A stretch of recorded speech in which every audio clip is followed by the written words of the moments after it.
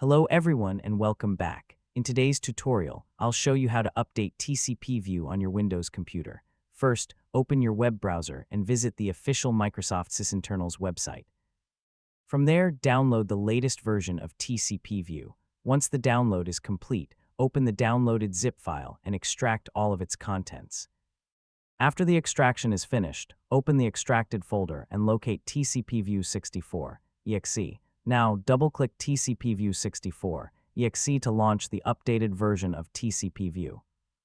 Wait a few moments while the application loads all active network connections. After TCPView opens successfully, click the Help menu and select About. Here, you can check the current version of TCPView to confirm that you're running the latest version successfully.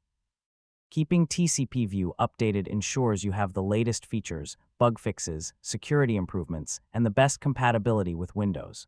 And that's it. You've successfully updated TCPView and verified the installed version. Thanks for watching. If you found this tutorial helpful, please like this video, subscribe to the channel, and I'll see you in the next guide.